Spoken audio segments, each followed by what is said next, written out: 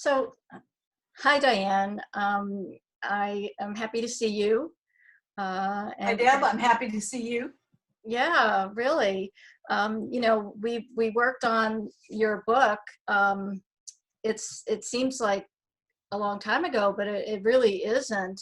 But what's so interesting is we both were interviewed for the 6-part series on that's now airing on EPIX, and we never really saw how it was going to come together.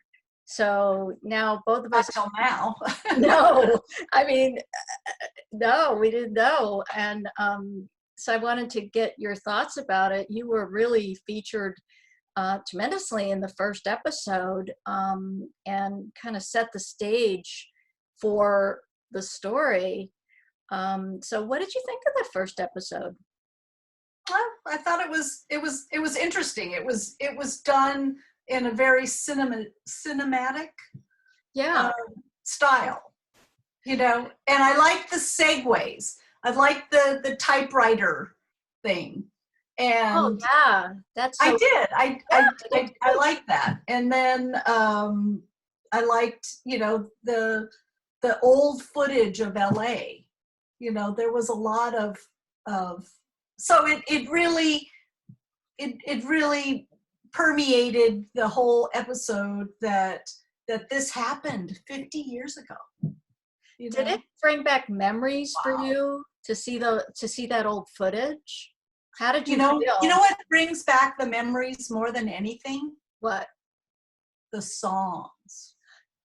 Ah, his music was playing in the background Yes, of everything. How did I you know. feel?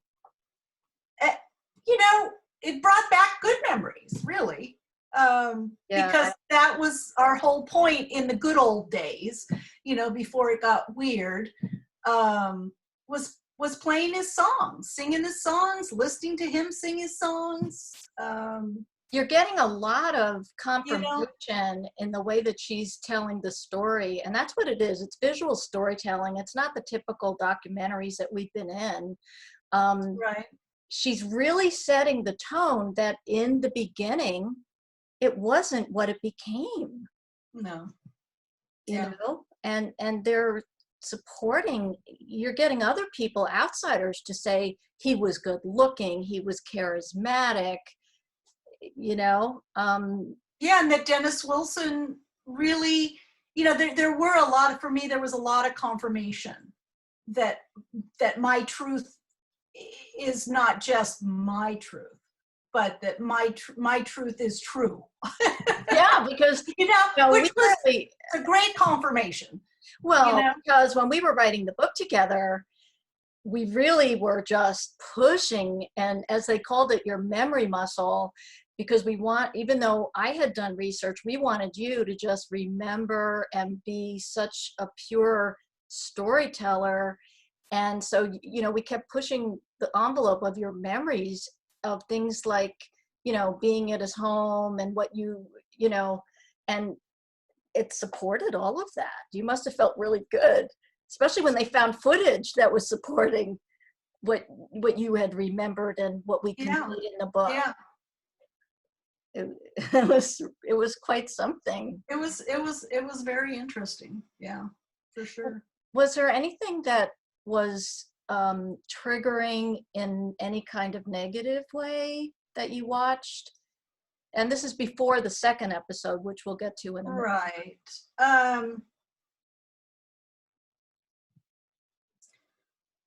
Not that I remember. I don't. It's been a couple of weeks now since I saw that. And I first watched it on my phone. Yeah, no, that doesn't cut it. Because we Yeah. were all, I know, because you were excited and you wanted to see it. Well, I was at Jim's. I was in Oh, Los Angeles, and he doesn't have TV. Basically, he oh, doesn't okay. have any or internet. So there's no streaming it. There was no way to get it on a bigger Oh, screen. you I must have tried. been really frustrated. would not So, be able to see it. But but let me I tell wanted to you, see it, on its first posting. but let me But then I tell you, went home, when I went home on Monday, I watched it on the big screen, and it was a totally different, and you were awesome. it was a totally I different. thought you were awesome and articulate. You know, I can. Well, what like Ivor Davis Oh says yeah, it was fabulous. that and I've met him and I interviewed with him. Awesome guy, just amazing. But he said that I played a really pivotal person in that first episode. Because I seemed to be the main narrator. Well, I have to say, what I really love about how things have unfolded is I can remember, and a lot of people are curious about how did we start working together and how did the book happen. And I can remember so vividly the first time you and I sat together in my town in a hotel, and I had the microphone. I don't know if I had my super duper size. Yes, the big. Oh my God, the big super. I'll have to show. Yeah. I'll have to show that in our next interview. But that thing is like really kind of scary looking, and What was it called? Big Mike or something? something like that. It's just super duper. And I'm all being kind of interested in your story, but I can recall that you were very detached from your story, and you were, I describe it sometimes as you were sitting in front of me telling me information, but I felt almost like your spirit was across the room, and you would tell me some things and I'd say, wait, back up. What? And as we got to know each other, you became so much more integrated into the story. And so to see you on this series, so confident, so sure, and so clear about what happened and your story, it was just remarkable. And I was so thrilled. Some of the feedback has been that that I was like shocked. I mean, I'm not quoting, but that I was shockingly matter of fact, raw, honest, all of that. And to me, I guess because I lived it, it's not, I don't feel like I'm being shocking. No, but I'm glad that you integrated with the memories and have the clarity to know your story and the bravery to tell it. And especially, we've gotten to know each other. We started this journey, I think, August of 2016. Okay, so we've really, and of course we're friends. Yeah, hey, and it's August, it's 4 years. Yes, since we started. So right. From where you were and where you are, you really, big difference, but you really can be the voice of clarity on what happened, because there's so many theories. And that's why I like that. At first I was surprised, but by what she named it. It's called Helter Skelter, an American Myth, but that's actually an excellent title because that's the way it was for everyone. And what you did is you brought a real story to it, someone who was there. And even though you were so young and at 14 beginning with Manson, and of course we wrote about how you got there, but you're very intelligent. I mean, you have real memories of, and of significant times, and that's what we were able to share. Yeah. So I think, I was really happy to see how it came out. Yeah, and the whole memory about answering the phone call. That was at Spawn. See that, that was huge. That was huge. It really was. And I want to tell. And I understand, and I have a lot better understanding now. I mean, Leslie did a deep dive. She really did. That's the director. you know, to hear, you know, Bobby's, what happened, you know, from his side of the fence, you know, just how that whole thing unfolded was so sad. It was, but it also shows how intimidating Charlie was. Oh, absolutely. And You know, yes, insidiously intimidating. Well, you know what to do, you know. people don't understand how, and we'll talk about this in at another time, because there's so much we could cover, but people don't understand how someone can be influenced by another person.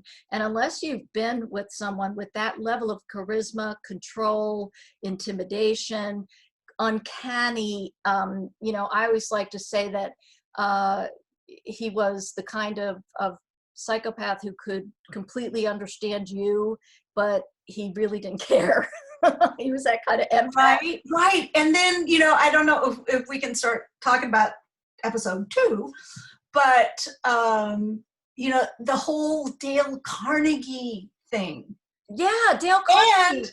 And that he had, and I mean, Jeff said the same thing. He essentially, he had this uncanny ability to remember. See, and that's something that yeah. I mean, and like, because I was a teacher of kids with autism, I know that there is a certain savant strain or ability mentally to regurgitate, to take in and then regurgitate word for word pretty much what you've heard. I was so happy.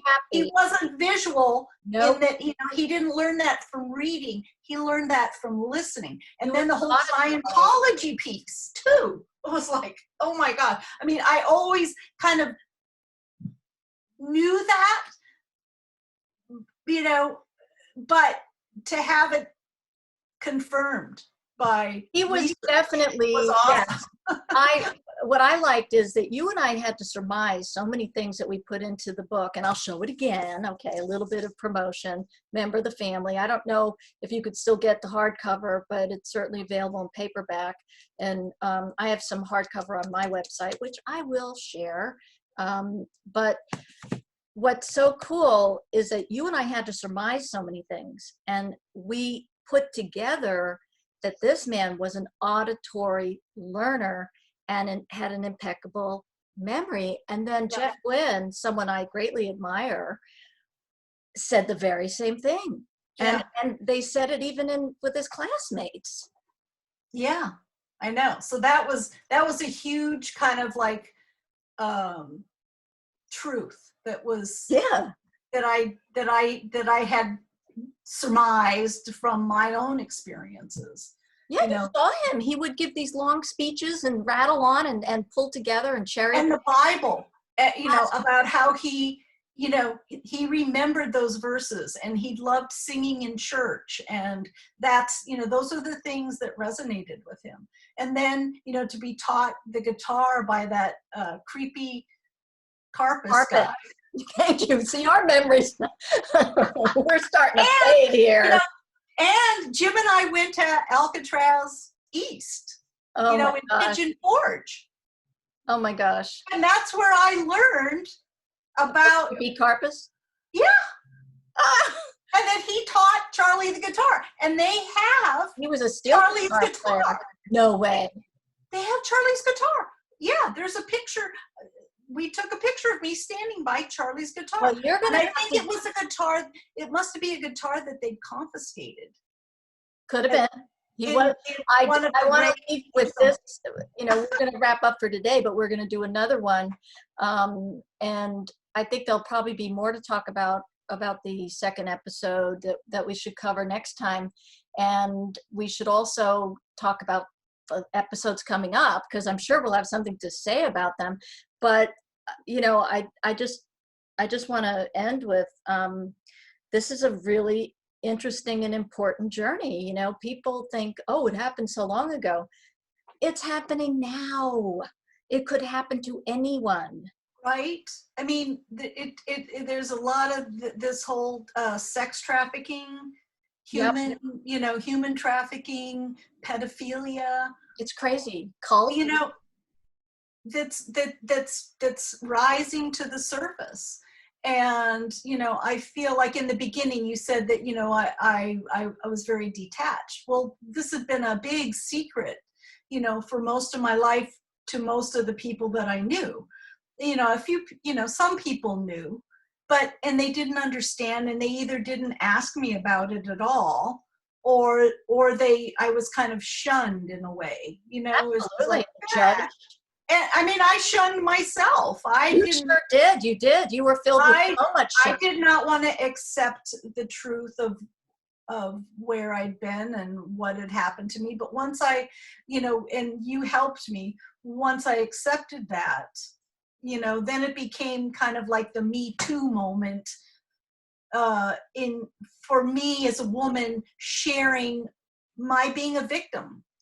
And to come to the conclusion, you didn't even realize until we had gone through the whole process of writing this memoir of yours, you didn't see yourself as a victim until the very end. And once you embrace that, remember what a truly awakening moment that was. Right.